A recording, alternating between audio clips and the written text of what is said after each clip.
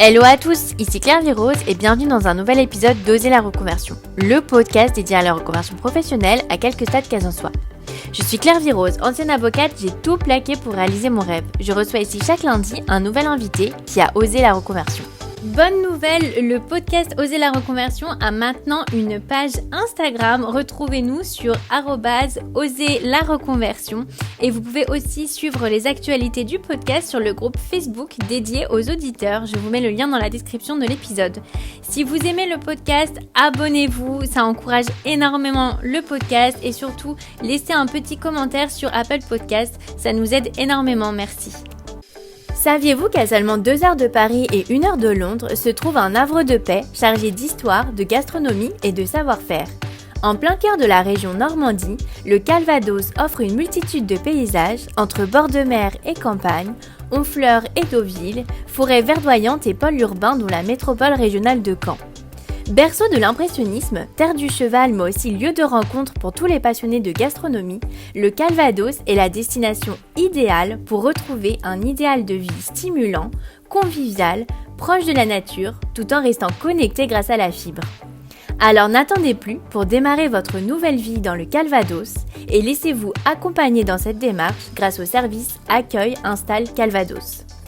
Accueil Installe Calvados est un service d'hospitalité gratuit mis en place par Calvados Attractivité, l'agence du conseil départemental du Calvados.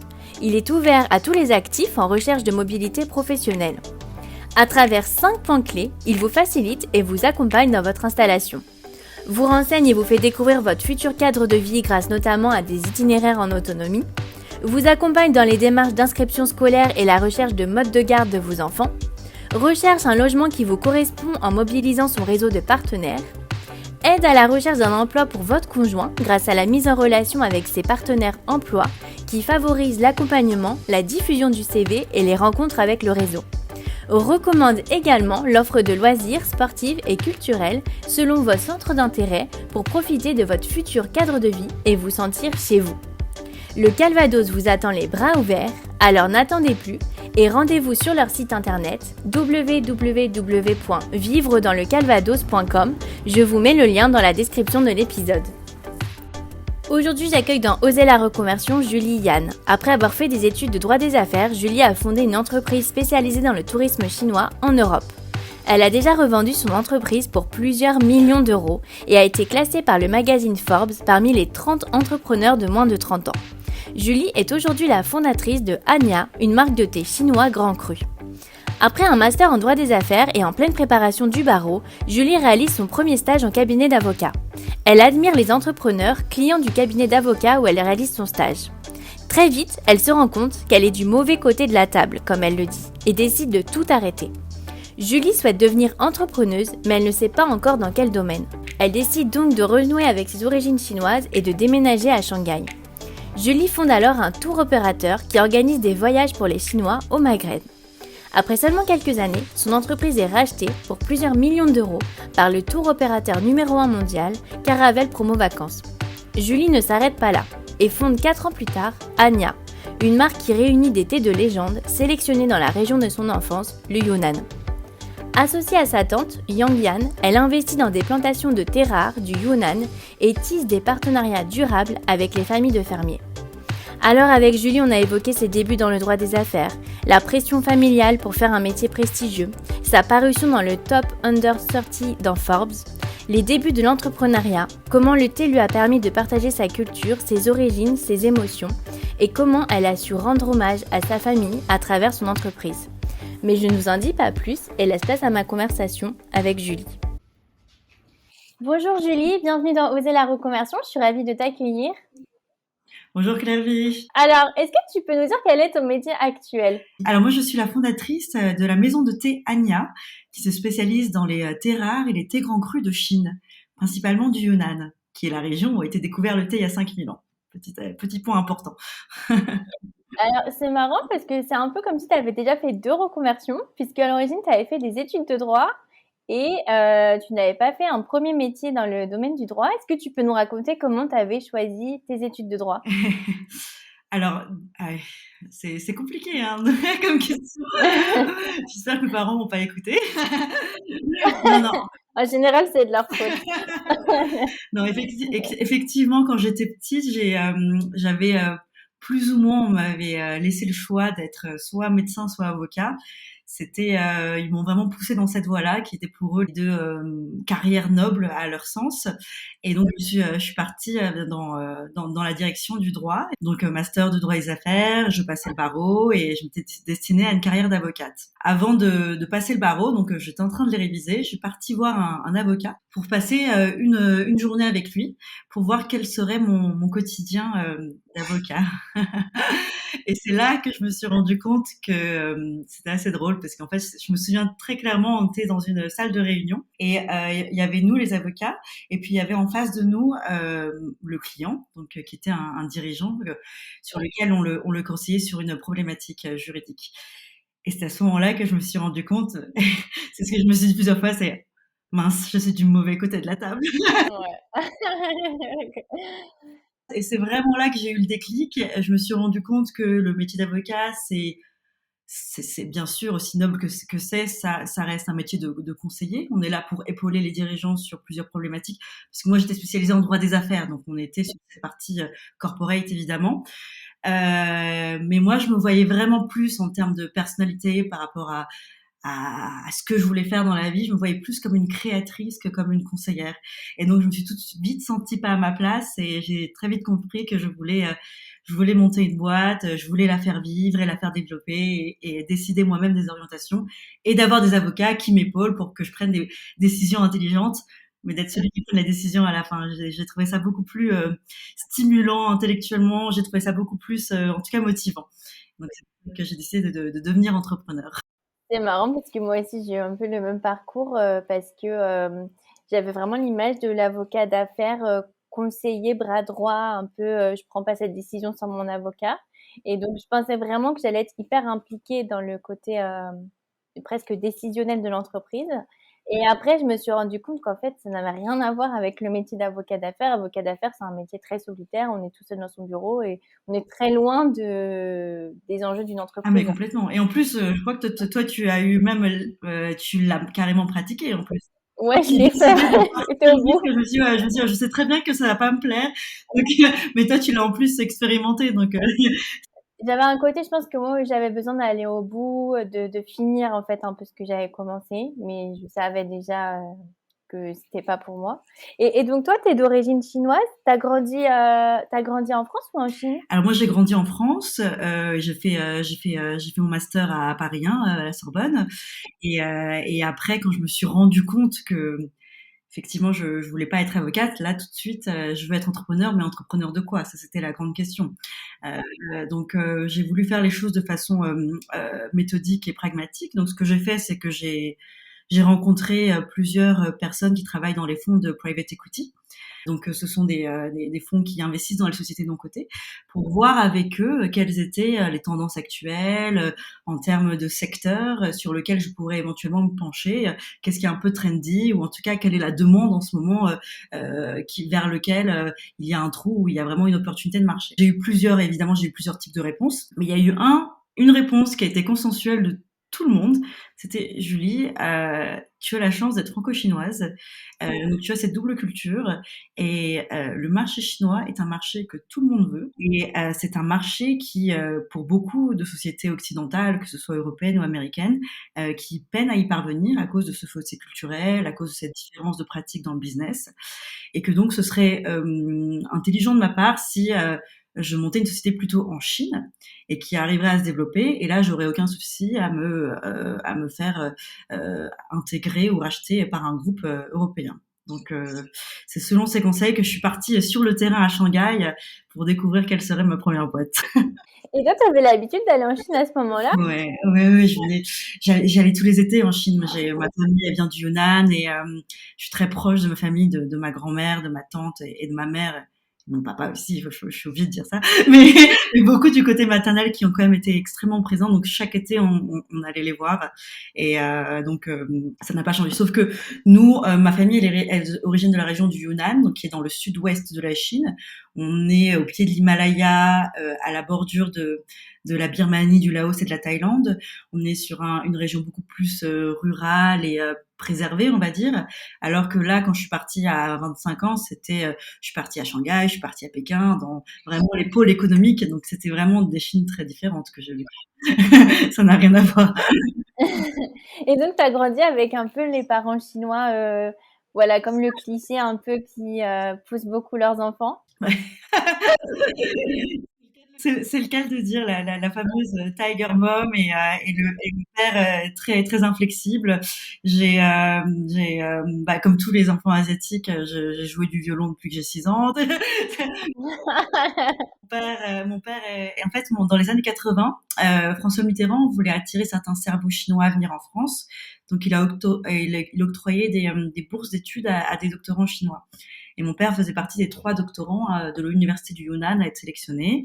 Et donc il est arrivé en France en 86 ou 87, je crois, et pour faire ses études. Donc c'est vraiment et c'était très difficile pour lui parce qu'il est arrivé sans connaître la langue du français et il devait faire un doctorat en français. Donc il y avait vraiment cette envie de s'intégrer, cette envie également d'excellence qui fait vraiment partie des racines en tout cas culturelles et d'éducation de mes parents. Donc ils ont vraiment voulu qu'on soit au top également. C'était une question d'honneur presque. Comment ils l'ont pris que tu as envie de devenir entrepreneur? Pour eux, c'était OK? Non, non, mais non, ils pensaient que j'étais complètement folle.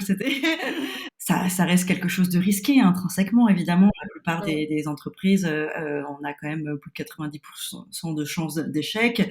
On a quand même, toi, tu le sais également, passé plusieurs années à se sacrifier pour faire des longues études, pour finalement, entre guillemets, comme ils le disent, le jeter à la poubelle, pour repartir de zéro. Pour eux, c'était un non-sens, parce que moi, je sais pas si tu te souviens, mais toutes les nuits qu'on passait à Cujas ou à Sainte-Geneviève pour réviser tous ces arrêts de la Cour de cassation. Donc oui, et puis pour eux, le plus important, c'était quand même la sécurité et l'entrepreneuriat. C'était pas quelque chose, en tout cas, qui les faisait vibrer eux, quoi. Voilà. Donc ça a été difficile. Ouais.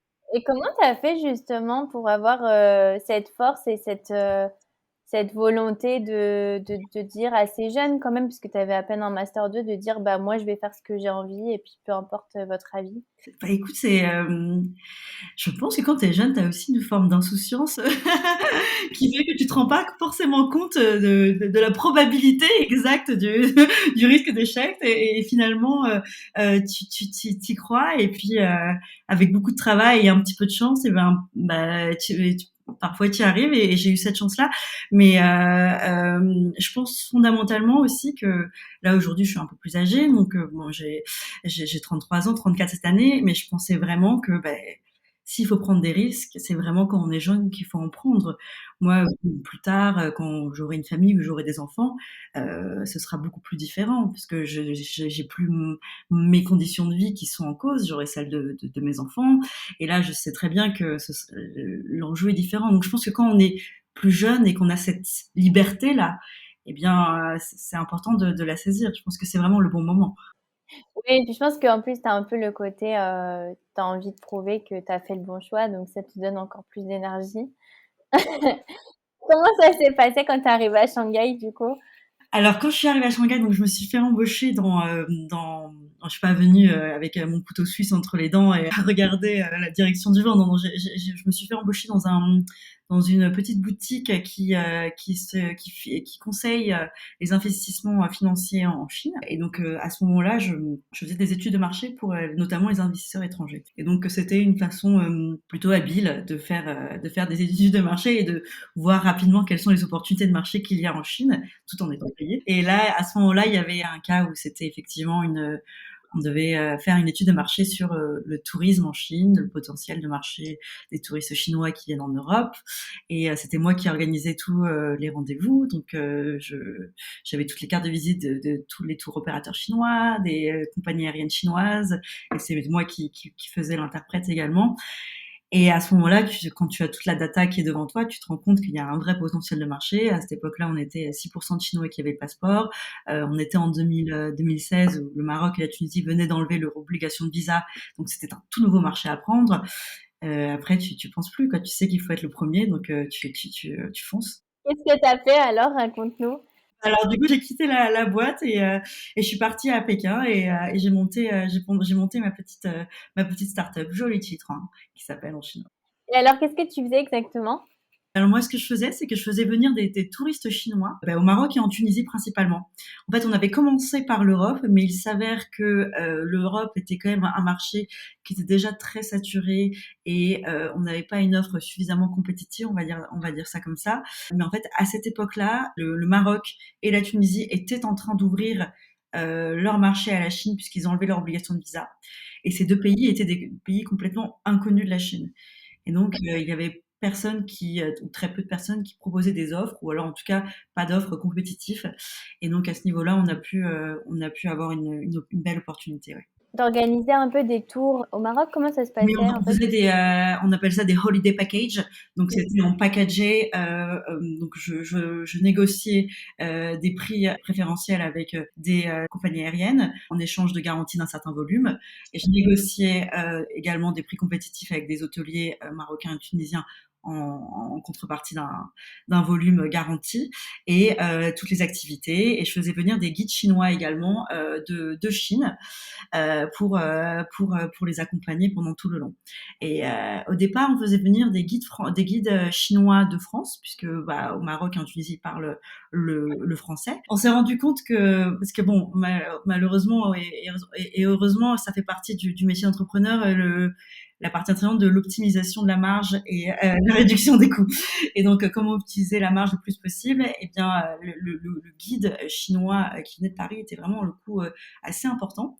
Et donc on s'est rendu compte en faisant plusieurs calculs que c'était plus intéressant financièrement de faire venir des guides chinois de Chine et qu'on a fait venir au Maroc. Et donc on leur offrait un logement et on s'est occupé de leur visa. Et je prenais des tout jeunes qui voulaient avoir une première expérience internationale. Donc je les ai pris à l'université qui est dans le Xinjiang. Et le Xinjiang, c'est la région où il y a beaucoup de Chinois musulmans. Donc, ils parlent le chinois et ils parlent également l'arabe. Et ce sont des jeunes Chinois qui veulent avoir une expérience internationale. Et donc, j'ai pris des étudiants de là-bas. On a fait plusieurs entretiens d'embauche dans cette région et donc, on les a fait venir au Maroc. Pour eux, c'était une superbe expérience internationale et on s'occupait du visa et des logements. Et c'était, non, c'était très acrobatique hein, au final.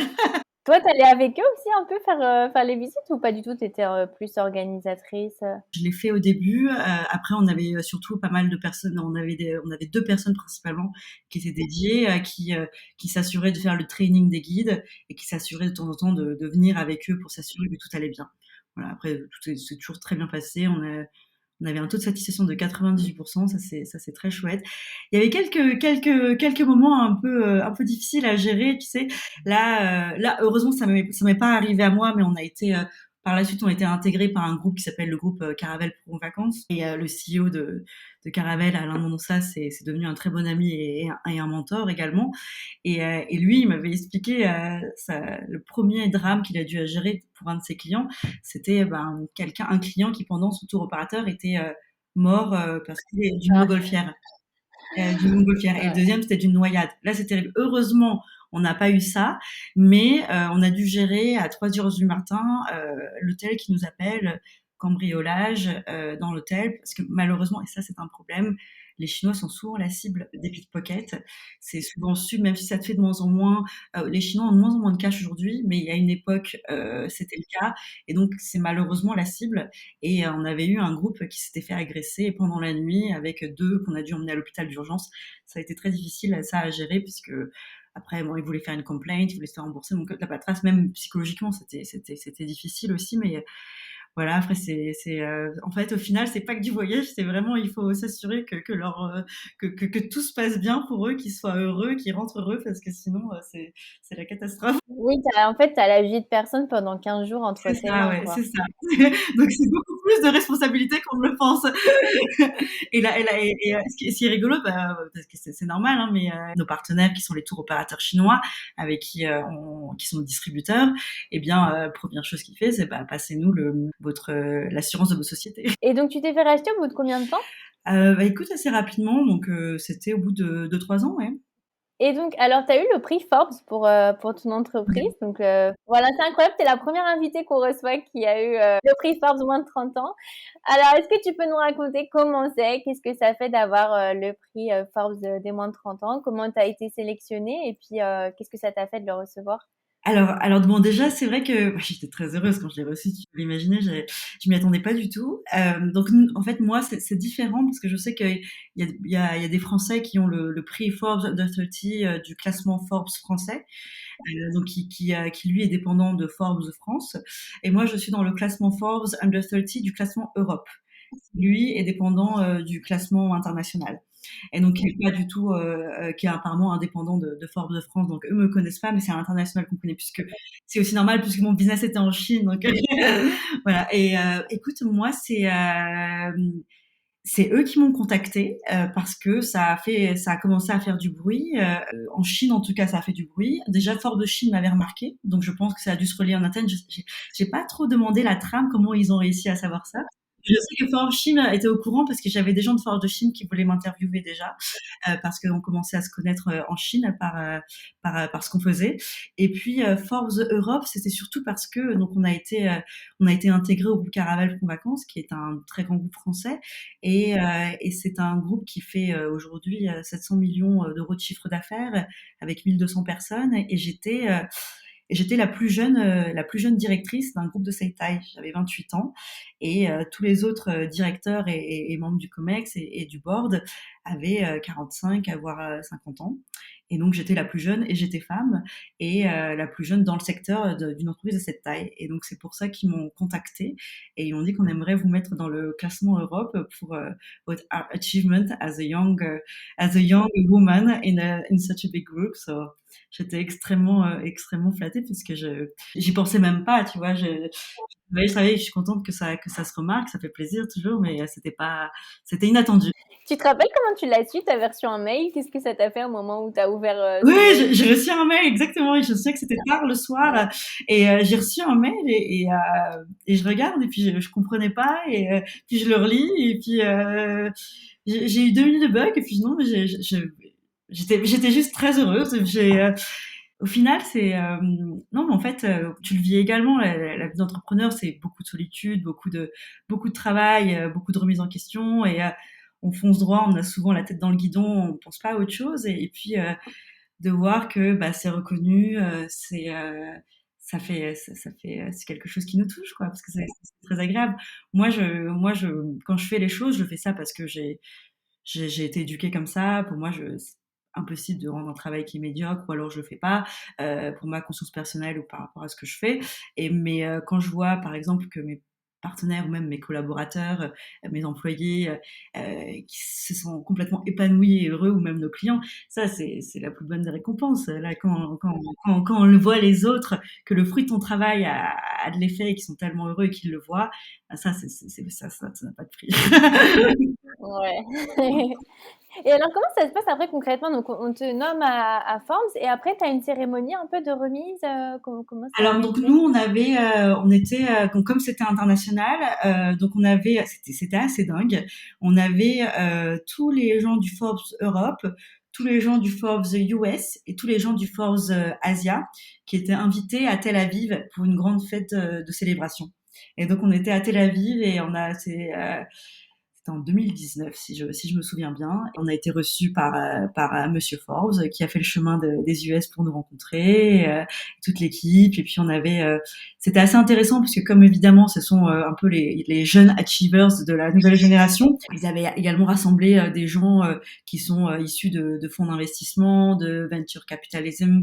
Donc, et en plus, tu dois sans doute le savoir, le Tel Aviv, Israël, c'est vraiment un vivier de talent en termes de tech.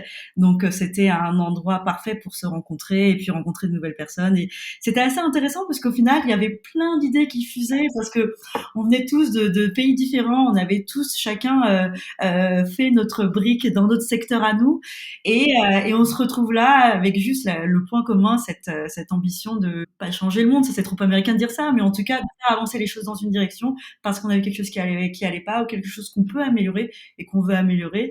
Et donc ça, c'est une très belle énergie. C'est une très très belle énergie, ouais. Et là d'ailleurs, bah, notre CFO, Financial Advisor, c'est un des gars, bah, Benjamin Dupuis, que j'ai rencontré via ça. C'est un ancien under 30 Benjamin du pays qui avait fait Harvard, ensuite McKinsey. Et d'ailleurs chez McKinsey, lui, il est spécialisé en montage financier internationaux. Il est très bon pour tout ce qui est finance. Et lui, donc c'est lui mon advisor financier. Donc au final, ouais, c'est devenu amical et on se rend compte que quand on a plein de points en commun, et bien à chaque fois qu'on a des nouvelles idées, eh bien il y a beaucoup de synergies qui peuvent se faire. Ouais, c'est génial. Après, ça te permet de te faire d'autres contacts. Ouais. Et alors, t'as appelé tes parents pour leur dire comment ils ont réagi? Alors là, depuis, ils ont complètement changé d'avis. Après, cela dit, ma mère, ça fait un petit moment qu'elle a changé d'avis puisque ma première boîte, je l'ai embauchée. C'était mon emploi, c'était une de mes collaboratrices. C'était une de mes premières employées. Moi, quand j'ai commencé, donc j'avais 25, 26 ans, je devais dealer devant des patrons chinois qui avait entre 45 et 60 ans. Donc effectivement, je pense que le facteur âge joue aussi beaucoup, même si t'as beau avoir toute l'ambition que tu veux, ils veulent quand même des gens un peu seniors qui ont cette expérience-là. Donc j'ai pris le parti, pas comme beaucoup de startups qui sont une bande de copains ou une bande d'amis de la même école à faire ça. J'ai vraiment pris pour ma première core team, les 4 premiers, c'était des personnes qui étaient ultra talentueuses et qui avaient tous 20 ans de plus que moi et dont ma mère faisait partie. Parce qu'au-delà d'être une mère fantastique, maman, c'est aussi une femme talentueuse. Et si j'ai la détermination, c'est aussi grâce à elle. Elle était parachutiste militaire à 15 ans. Enfin, moi, quand le jour de mes 30 ans, comme mes amis savent qu'elle était parachutiste militaire à 15 ans, ils m'ont offert un saut en parachute. Moi, je ne peux pas. J'ai trop peur. Et en plus de ça, normalement, dans le saut en parachute, t'es avec un guide. Vous sautez à deux. Et mes mères, elles me disaient, mais t'es qu'une trouillarde. Moi, quand j'avais 15 ans, ils m'ont jeté de l'avion sans guide, même la première fois. C'est horrible, t'as 15 ans. Et j'ai dit, mais attends, même la première fois, je fais, bah oui, ils t'expliquent la théorie à terre, et après ils te mettent dans l'avion et ils te... Oui, t'es obligé de réussir, Bah, quoi. en tout cas, clairement, ça forge un caractère. Non, mais ça, elle a ça aussi. Elle était volontaire pour être parachutiste aussi. Ouais. Et mon père aussi pareil. Je pense qu'on a ça dans le sang quand on est il faut avoir. Et puis, je pense que quand t'es entrepreneur, toi aussi, tu dois l'être aussi, d'avoir cet esprit combatif. Sinon, tu vas Mm. préférer la sécurité et pas vouloir prendre des risques et faire des choses comme ça. Quel conseil tu donnerais justement aux femmes qui sont jeunes et qui se font pas forcément respecter? Tu vois, par exemple, j'ai eu pas mal d'invités qui racontaient que elles avaient du mal à avoir des prêts avec les banques parce que justement c'était des jeunes femmes, c'était leur première entreprise et il y avait beaucoup comme ça de jugements finalement d'hommes plus âgés et elles avaient du mal, tu vois, à assumer leur entreprise et à se faire respecter. Toi, tu vois, ça se voit, tu es assez rigolote. Comment tu fais justement pour euh, peut-être montrer qu'on peut te faire confiance, que tu es sérieuse, que tu as les épaules pour avoir une entreprise? Euh, c'est une très bonne question. Non, clairement, je te confirme que devant les investisseurs, devant les banquiers, j'ai une attitude qui est très différente. Quel conseil à donner? Moi, j'ai jamais ressenti que le fait que je sois une femme soit handicapant. En tout cas, donc après ça, c'est mon expérience personnelle. Moi, à partir du moment où faut voir quel est son point de vue à lui, que ce soit le banquier, le partenaire, le client, l'investisseur. Son but à lui, c'est de lui faire gagner de l'argent. Donc à partir du moment où tu as un dossier qui tient la route, où tu as un plan financier avec un forecast, des prévisions qui sont bonnes, et t'as des bons canaux de distribution qui vont permettre de garantir des revenus, un revenu stream.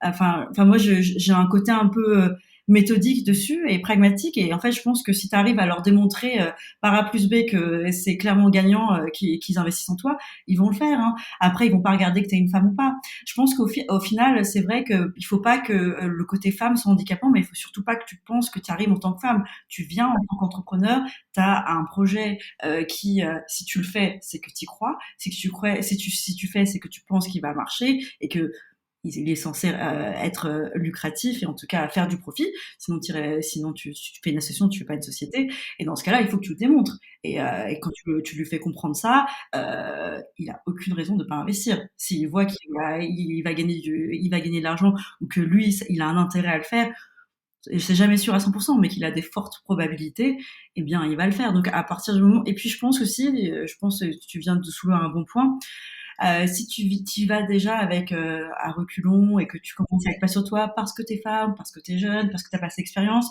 il va le ressentir aussi. Ça, c'est humain. Et quand on le ressent, bah, si elle est pas, si elle est pas confiance en elle, c'est peut-être que son projet est pas si costaud que ça. Donc ça, c'est ultra important. Parce qu'au final, les gens, ils investissent évidemment sur un produit, ils investissent sur un service, mais ils investissent aussi et surtout sur la personne et sur l'équipe qu'il y a derrière. Parce qu'au final, le produit ou le service, il a beau être très bon, bah, qui va le mener et qui va le mener à bien, bah, ça va être la personne qui le porte et l'équipe qui va le porter. Parce qu'on sait très bien qu'une société, on l'a vu toi et moi, l'idée originale qu'on a et l'idée qu'elle sera à la fin, elle aura évolué au fil du temps parce qu'on va écouter le marché, parce qu'on va écouter les clients. Jeff Bezos à la base, il vendait des livres et c'est devenu ensuite une plateforme qui vend tout. Enfin, à un moment donné, il faut que tu écoutes le marché et ils font tous ça en fait. Et donc au final, comment tu passes de vendre bibliothécaires qui vendent des livres à faire Amazon, c'est toi, ta capacité à s'adapter au marché, à s'adapter aux opportunités, ta capacité à trouver des opportunités. Et donc au final, ça va être un pari sur toi avant tout. Et si tu n'arrives pas à avoir cette confiance-là, ou en tout cas cette assertion, eh bien, lui aussi va avoir des doutes. Donc je pense que c'est ultra primordial que toi, tu te t'armes en béton, pas seulement cette confiance, mais que cette confiance, elle soit legit. C'est-à-dire que pourquoi j'ai confiance? Parce que je l'ai préparé, parce qu'il y a un plan qui est derrière qu'on va suivre dans telle situation et que dans tel pire scénario, on sait qu'on aura cette sortie qui va nous faire ça. Et à ce moment-là, eh bien, on est blindé. Et là, la question, c'est comment diminuer le risque le plus possible, parce que le risque zéro n'existe pas. Donc la question, c'est comment je vais faire pour le diminuer le plus possible. Et plus tu le diminues, plus les gens auront confiance. Et alors, en 2020, tu as fait un master à Harvard? Alors, je vais faire un master à Harvard. J'ai été invitée à Harvard. Ah, d'accord. Harvard m'avait invitée en tant que guest speaker pour rencontrer les étudiants du MBA, pour leur partager mon expérience entrepreneuriale. Et c'est assez curieux parce que j'ai été invitée en mars 2020. Et donc, si tu te souviens bien, c'était juste avant le lockdown. Et, et donc, je suis arrivée à la classe. Et quand je suis arrivée, c'était une ambiance vraiment sordide. Tout le monde était triste, avait le visage fermé. Et je les regarde, je dis, mais qu'est-ce qui se passe? Qu'est-ce qui se passe? Et ils me disent, bah, en fait, on a tous reçu un mail ce matin par Harvard disant à cause du Covid, Harvard is closing his doors, you have by Friday to leave the dorm. Et donc c'était un coup de massue. C'est la première fois depuis la Seconde Guerre mondiale que Harvard fermait ses portes. Et donc pour les étudiants surtout, Harvard, c'est beaucoup d'étudiants étrangers, internationaux. C'était compliqué. Mais et donc finalement ce cours où j'ai été invitée, je crois c'était un des derniers cours d'Harvard avant le lockdown. Voilà. Donc il y avait une espèce de mélancolie ambiante. J'ai pu visiter Harvard, j'ai pu rencontrer les professeurs et les étudiants et c'est vraiment un endroit qui, bah pareil, hein, pour Tel Aviv, c'était vraiment un endroit où c'est vraiment rempli d'énergie. Je pense d'aller dans ces endroits-là, c'est génial parce que tu sais, il y a eu des stats à ce niveau-là. On est très fortement influencé par notre environnement. Plus on est entouré c'était statistiquement prouvé, il y a une espèce qu'on appelle le mimétisme social. Et donc, plus on est entouré de personnes obèses, plus on a de chances d'être obèse, plus on est entouré de personnes qui vont réussir, plus on a des chances de réussir. Donc, ce mimétisme social, il est anthropologique et ça se fait dans la société et puis ça se ressent vraiment. Quand t'es à Harvard, tu vois les gens, ils sont là. Beaucoup de gens viennent de plusieurs pays différents. Ils sont là pour une raison, de réussir dans leur vie, mais vraiment avec cette hargne que t'as pas ailleurs, parce que tu sais pour entrer à Harvard, il faut que tu passes le GMAT, il faut que tu as plusieurs étapes avant d'entrer. Donc c'est vraiment vraiment des gens qui ont la gagne et ça se ressent. Et donc c'est très stimulant intellectuellement. Et alors, raconte-nous comment tu as eu l'idée d'Anya, justement. Alors l'idée d'Anya, elle vient pas du hasard. Hein. Moi, mes parents viennent du Yunnan, et le Yunnan et la région ont été découvert le thé il y a 5000 ans. Donc ça fait plusieurs millénaires qu'on boit du thé dans cette région. Donc le thé est vraiment culturellement, historiquement, profondément enraciné. C'est vraiment dans la région, c'est vraiment c'est plus qu'une boisson, c'est un art de vivre, c'est un savoir-vivre et un savoir-être. Donc la région, c'est ça, mais c'est également une passion familiale. Parce que ma tante, elle a investi dans les jardins de thé depuis très longtemps. Et mon oncle est collectionneur de thé. Et j'ai appris depuis janvier que mon cousin est maintenant collectionneur de théières de Yixing. Je ne sais pas si tu vois ce que c'est. Yixing, c'est une terre qui vient du Jiangsu, donc pas très loin de Shanghai, et c'est une terre particulière qui est extrêmement poreuse, beaucoup plus que les autres. Et donc, on appelle ça en chinois, les théières de Yixing, on les appelle ça les théières à mémoire. Parce qu'elles s'imprègnent des arômes et du goût du thé. Et donc, on utilise tout le temps les mêmes théières pour le même thé. Comme ça, les infusions suivantes vont toujours être enveloppées des infusions précédentes. Et comme cette terre est rare, eh bien, il y a maintenant beaucoup de collectionneurs qui se mettent à les collectionner et les revendre un peu comme l'art. Et mon cousin s'était pris de cette passion depuis quelques mois, j'ai appris. Donc, je peux pas dire que ça vient du ciel, ça vient, c'est clairement une passion familiale et une passion de la région.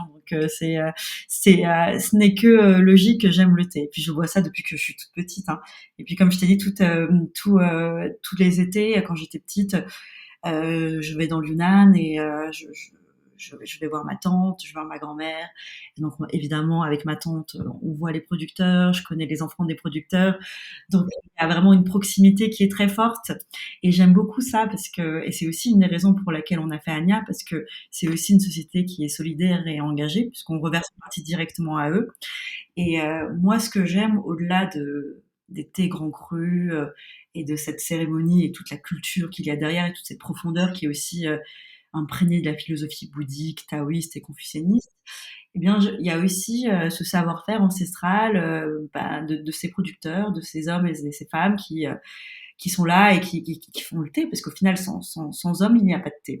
Et, euh, et quand tu es à côté d'eux, eh ben tu le ressens parce que tu les vois, c'est vraiment palpable. Tu les vois observer les feuilles de thé, observer son comportement, regarder les fluctuations du temps.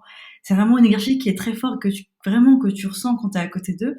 Et c'est vraiment pour moi quelque chose qui est lié à l'énergie et au final, ce que le producteur transmet à la terre, c'est vraiment quelque chose qui se suit dans la pérennité du temps. C'est un travail qui est extrêmement rigoureux, qui demande beaucoup de travail, beaucoup de patience également et de passion, hein, parce que c'est un travail qui est quand même dur, faut le rappeler. Et pourtant, tu as beau écouter le temps, les feuilles, le comportement, mais il y a toujours cette épée de Damoclès qui est Dame Nature, qui peut à tout moment détruire une récolte. Et donc, c'est vraiment un travail qui, moi, je suis admirative quand je les vois. Donc, et je les vois quand ils me parlent de leur thé. Il y a vraiment une passion qui est très forte. Sans passion, tu ne peux pas. Vraiment. Et c'est quelque chose qui se transmet vraiment de génération en génération. Dans de nombreuses nations, ils l'ont appris de leur père, qui l'ont appris de leur grand-père. Donc, il y a aussi ce côté transmission de savoir-faire qui est aussi très important et que j'apprécie beaucoup. Tu as eu envie d'avoir plus de sens, justement, avoir une entreprise avec justement ce côté engagé, solidaire, proche de tes racines? T'as eu ce besoin d'avoir quelque chose ouais, avec plus de sens? Oui, ça me semblait très important. Aujourd'hui, je me sens beaucoup plus heureuse et beaucoup plus épanouie de faire quelque chose qui a du chance et qui est pas, ok, qui est bien pour moi, qui est bien pour mes salariés, et bien pour les clients, mais qui est aussi bien pour les producteurs. Et ça, pour moi, ça donne une profondeur beaucoup plus importante pour moi. Et ouais, je sais pas comment je peux dire. Ouais, c'est quelque chose qui est important. Je sais pas pourquoi je peux pas dire c'est mes valeurs, mais en tout cas, oui, c'est important. Si on passe notre temps à penser qu'à nous et pas aux autres, le monde va à sa perte. Et comment tu as eu des clics justement? Parce que tu étais un peu plus sur des entreprises voilà, qui rapportent, bien placées sur le bon marché. Et puis là, tu vas vers quelque chose peut-être qui te ressemble plus avec plus d'impact émotionnel, j'ai envie de dire. Comment tu as eu le déclic? Et bah écoute, pendant le Covid, et je parlais à ma famille et que ma famille en Chine me manquait. Et je parlais à ma tante. J'ai commencé à investir à ses côtés, à ma mesure, hein, à ma petite échelle. Et et euh, et après, j'ai commencé. On a lancé ça il y a seulement 6 mois, mais ça fait, on va dire, peut-être 2 ans qu'on est en sous-marin dessus. Au départ, j'ai commencé à tester le marché, donc j'ai demandé à ma tante de m'envoyer les thés grands crus qu'on a de nos plantations, et je les ai fait goûter à mes quelques amis français. On a fait une petite cohorte de 50 personnes, connaisseurs et non connaisseurs, et ça a été un consensus total, autant pour les gens qui étaient très connaisseurs, les néophytes, que les personnes qui boivent rarement du thé, qui sont plus café. Donc à la base, c'est parti sur quelque chose qui je voulais me rapprocher de mes racines. Et puis je me suis rendu compte que c'est en plus quelque chose qui pourrait plaire aux Français, aux Européens. Je pense aussi aujourd'hui, les Français cherchent des produits de qualité et ils cherchent aussi l'authenticité. Je pense que c'est important aussi. Et ils cherchent aussi l'expérience parce que aussi la maison Ania, on est producteur et distributeur de thé grand cru, mais on organise également des cérémonies du thé pour nos clients, qui fait partie essentielle de notre univers et de notre identité. Et la cérémonie du thé, c'est aussi quelque chose qui est très important pour moi. C'est vraiment un art en soi. La cérémonie du thé, elle s'est construite avec le temps. Elle est initialement venue de ce besoin de reconnexion avec soi-même et de respect, de vénération de la nature. Quand l'homme est aligné avec la nature, il est en paix. Et donc ça, c'est une vision très taoïste de l'homme formant un tout harmonieux avec l'univers, qui se retrouve même dans le caractère T en chinois.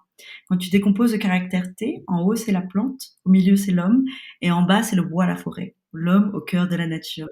Et donc ça c'est vraiment, il y a toute la philosophie bouddhique, taoïste et confucianiste qui se retrouve dans la cérémonie du thé.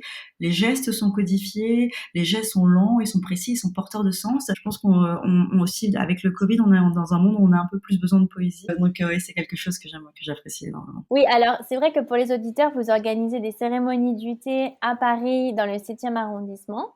Et donc, c'est où exactement Alors là, aujourd'hui, on a un salon privé sur invitation pour nos clients exclusivement. On n'a pas encore ouvert au grand public et on a également, depuis tout récemment, un salon privé dans un château en Normandie également. Donc on a un point à Paris et un point en Normandie. Et comme ça commence ça se développe bien, eh bien j'espère d'ici la rentrée, tout dépend de l'avancée, mais j'espère d'ici la rentrée, on va ouvrir un showroom qui lui sera accessible au grand public, où tout le monde pourra venir sans rendez-vous, pour boire du thé, pour acheter du thé et pour faire l'expérience de la cérémonie du thé. Aujourd'hui, là, c'est uniquement sous forme de pop-up dans les magasins de Paris et cérémonie du thé pour nos clients et en ligne. Ton thé, du coup, c'est quelle gamme de prix? Parce que c'est vrai que le thé grand cru, moi, j'ai aucune idée du prix. Et où tu le vends? Donc, on peut se fournir en ligne, j'imagine, si on veut commander du thé Ania. Et t'es distribué aussi dans des magasins? Oui, c'est ça. On fait des pop-up éphémères dans des magasins. On a fait un dans le Marais. On va cette année bientôt, on fixe encore la date, être dans un des grands magasins parisiens. Là, aujourd'hui, écoute, on a fait le parti pris de pas prendre les grands crus ultra exclusifs parce que dans tous les cas, je pense que le marché n'est pas suffisamment mature pour l'apprécier et puis ça n'a pas de sens non plus. Par exemple, je vais donner un exemple qui va te faire rire. J'ai goûté une fois à Beijing un thé d'une année particulière du Tarong qui coûte $1 500 le gramme. Pour un thé chinois, c'est gens qui veulent 4 grammes pour une bonne tasse de thé. Ça fait $6 000 la tasse de thé. Je pense pas que le marché européen soit suffisamment mature pour apprécier une tasse.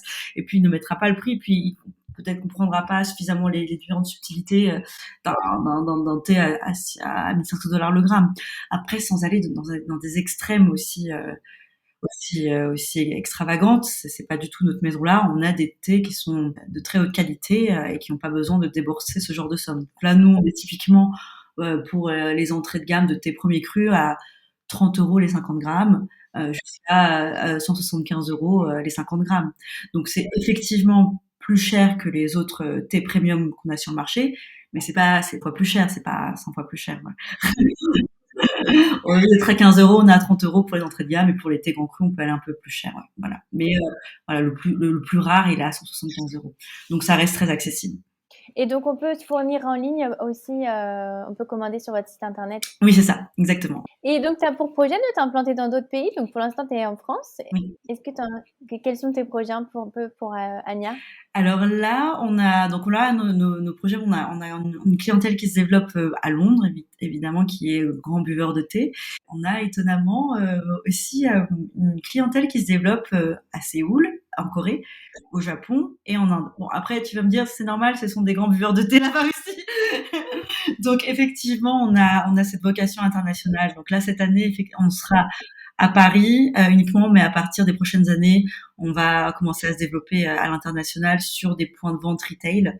Mais là, on a déjà Globally online. On a déjà des clients internationaux, donc c'est très intéressant et très encourageant. Les Chinois, les Japonais et les Coréens qui ont cette culture-là, ils le comprennent. Et donc il y a des thés grands crus qui se prennent très régulièrement. Comme nous, on peut apprécier un très bon vin, ils apprécient un très bon thé.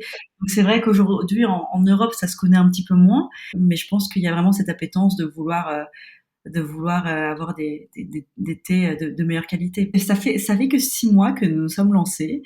Et comme ça, moi, je considère qu'en dessous d'un an, une société doit être à l'écoute du marché et ce qu'on appelle en phase exploratoire.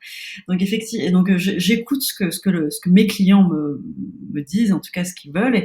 Là, on est clairement en train de se diriger vers une diversification qui va être plus globale. Donc on est évidemment une maison de thé, mais on proposera également à côté du yoga notamment, et à terme il y aura un showroom de maison de thé, mais on aura également un restaurant qui sera asiatique, et on aura également un bar à cocktail, parce que durant mon sérum du thé, en première partie, avant le sérum du thé, on a un cocktail de thé qui fait sensation chez nos clients. Je ne m'y attendais pas. On a fait la mixologie, on a fait une liqueur de rose chinoise avec notre thé noir Anya. Et ce cocktail est vraiment savoureux. J'ai plusieurs personnes qui m'ont dit, mais évidemment, le sérum du thé, ils ont adoré, mais le cocktail est excellent. Où est-ce qu'on peut trouver ton cocktail? Ça pourrait être intéressant de faire aussi un bar à cocktail par la suite à côté du restaurant. Donc voilà. Donc clairement, la partie restaurant avec des mets raffinés, avec un chef chinois qui sera en accordance avec notre thé évidemment, mais un bar à cocktail à base de thé, ça me semble également faire sens. Donc on sera dans cela, et puis ensuite on aura évidemment des activités comme le yoga, et puis d'autres activités artistiques, car comme tu sais, la cérémonie du thé, elle est intimement liée à l'art. Hein. On est vraiment le thé, c'est pas qu'une boisson, c'est d'abord une culture, c'est une histoire, c'est une philosophie, comme je te l'ai dit, mais c'est aussi un art en soi, avec un caractère rituel et spirituel qui est très fort. Et dans cet art, on est vraiment dans cette recherche de la perfection dans ces gestes et dans la vénération du beau, parce qu'on a vraiment cette volonté de l'esthétisme également. Donc évidemment, on est dans l'art et ça se rejoint complètement. Aujourd'hui, dans le salon du thé, on a notre artiste Laure et Xue, qui sont des artistes qui jouent de la sitar chinoise. Je sais pas si tu as dû voir par l'occasion peut-être. Ouais. C'est un instrument de musique qui est un instrument de la Chine antique. Hein. Il a 2000 ans d'histoire et il est emblématique de la Chine, et il est très c'est l'instrument préféré des lettrés en Chine. On l'appelle l'instrument des sages parce qu'il fait partie des 4 arts nobles qui ont été sacralisés en Chine. Donc il y a la sitar chinoise, la calligraphie, le jeu de Go et la peinture. Et selon la philosophie confucéenne, toute femme et tout homme qui arriverait à maîtriser ces 4 arts est un homme complet.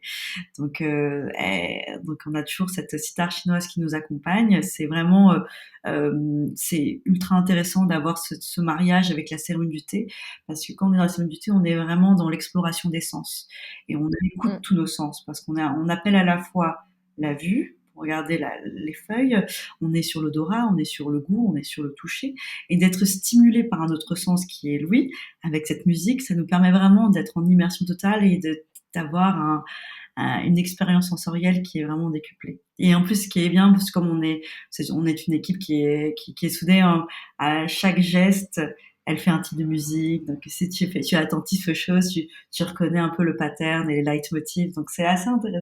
Ouais, c'est toute une expérience. Voilà, donc effectivement, voilà, le point artistique, il sera évidemment là. Donc on aura des artistes comme Laure que j'essaye de mettre en avant. C'est une jeune artiste qui est exceptionnelle, que je veux pousser. Les Guzheng, c'est un instrument qui se pratique de moins en moins. Elle était championne à Beijing et à Roubaix, elle le fait très bien. Donc on va évidemment avoir un studio pour elle aussi, où elle pourra faire des représentations, des artistes qu'on peut mettre en avant, on le fera avec grand plaisir. Je mettrai les liens de vos réseaux sociaux et de votre site internet pour les auditeurs qui voudraient vous suivre, parce qu'il y a plein de surprises et plein de projets qui vont arriver, de ce que je comprends. Alors, du coup, tu as accompli déjà beaucoup de choses maintenant, parce que tu as déjà eu 2 entreprises qui marchent bien, le prix Forbes. Ce serait quoi encore ton plus grand rêve professionnel? Qu'est-ce qui te reste? Qu'est-ce qui te fait rêver? Alors moi, dans tous les cas, comme je t'ai dit, comme c'est un projet qui est avant tout personnel, je me vois pas me séparer d'Anya, comme beaucoup d'entrepreneurs qui ont cet objectif à horizon 5-7 ans de la revendre à un groupe voilà, de le vendre à un fonds. Moi, c'est pas cet objectif-là. Moi, je veux continuer de grandir avec Anya, continuer d'avoir ce projet social. Moi, l'idée, c'est vraiment, moi, ce qui me botte, c'est que Anya devienne de plus en plus grande pour les prochaines années et qu'on ait vraiment de plus en plus de fonds pour le projet Pale Blue Dot, qui est le projet qui aide les producteurs, et à terme peut-être me consacrer 100% sur ce côté plus social. Et ça, alors là, ce serait royal. Si j'ai juste à me concentrer du parti social et que je mets une DG qui s'occupe du business et moi j'ai juste à m'occuper de partie comment aider les producteurs ou comment aider à faire les choses de façon efficiente sur beaucoup de projets à impact social qui sont encore aujourd'hui sous-budgétés, qui sont pas exploités. Il y a tellement de choses à faire et à mon goût, moi, j'aimerais vraiment passer plus de temps à consacrer plus de temps. Et si à l'avenir, la maison SDA se développe suffisamment pour me donner à moi plus de temps pour me consacrer à ces projets, je le ferai. Bon, en tout cas, c'est un super projet. Alors, dernière question, c'est toujours la question que je pose à la fin. C'est quoi pour toi une reconversion réussie? Je pense que ce qui est important, c'est déjà de s'écouter, hein, parce que au final, que ce soit toi, moi ou n'importe qui, tous les êtres humains à mesure qu'on grandit, on évolue tous. On grandit tous et voilà, chacun à notre façon. Et donc la personne que j'étais il y a 10 ans, la personne que tu étais à 10 ans est pas la même que la personne que tu es aujourd'hui et la personne que tu seras dans 10 ans. Donc au final, de vouloir se borner à l'image initiale parce que c'était celle qu'on s'était donnée, celle qu'on avait voulu être ou celle qu'on pense qu'on doit être, et qu'à la fin, on est de plus en plus non aligné avec qui on est vraiment, et ben ça va se ressentir très naturellement. Donc je pense que et le problème avec les gens, beaucoup de personnes, moi compris, c'est qu'on passe tellement le temps à se concentrer sur ce qu'il faut faire, le business, les autres, qu'on finit par s'oublier un petit peu et ne pas s'écouter. Quand on est tellement la tête dans le guidon, on ne s'écoute pas. Et donc je pense que c'est intéressant de faire au moins un bilan tous les 6 mois, 1 an, pour voir où tu en es et voir comment tu as évolué et est-ce que ce que tu fais est encore aligné avec ce que tu es aujourd'hui. Parce que tu évolues tellement qu'il faut vraiment que ce soit aligné avec ça. Et je pense que si tu fais une reconversion, donc je pense qu'on peut potentiellement, si on change un peu potentiellement, tout le temps faire des conversions, peut-être que dans 2 ans, je serai très différente et je vais en refaire une et toi aussi. Et ça, ce qui est important, c'est pas est-ce que je vais faire la conversion ou pas, c'est est-ce que ce que je fais est aligné avec mes valeurs aujourd'hui? Est-ce que ce que je fais m'épanouit aujourd'hui? Et ça, c'est quelque chose qui est de très personnel et subjectif et chacun a sa réponse et elle est en soi, il faut juste s'écouter. Merci beaucoup, Julie. En tout cas, c'est un super conseil. Donc, je mettrai tes réseaux sociaux et les réseaux sociaux de Anya et ton site internet pour que les auditeurs puissent découvrir. Un grand merci pour tout ce que tu as partagé. Merci à toi, Claire-Vie. Si vous avez aimé l'épisode, abonnez-vous et laissez-moi un commentaire si vous écoutez l'épisode sur YouTube. Et si vous écoutez l'épisode sur Apple Podcast, abonnez-vous, laissez une note 5 étoiles et un avis. C'est ce qui donne le plus de visibilité à ce podcast. N'hésitez pas à en parler autour de vous et à partager l'épisode sur les réseaux sociaux pour aider un plus grand nombre à oser la reconversion. Si vous voulez prolonger la discussion, rejoignez le groupe Facebook du podcast, je vous mets le lien dans les notes de l'épisode. Ensuite, si vous cherchez toutes les notes avec les références, allez dans le détail du podcast. Si vous souhaitez devenir annonceur, me proposer un invité ou me poser vos questions, je serai ravie d'y répondre sur Instagram ou sur YouTube sous le pseudo Claire Virose ou par mail à l'adresse clairevirose@gmail.com.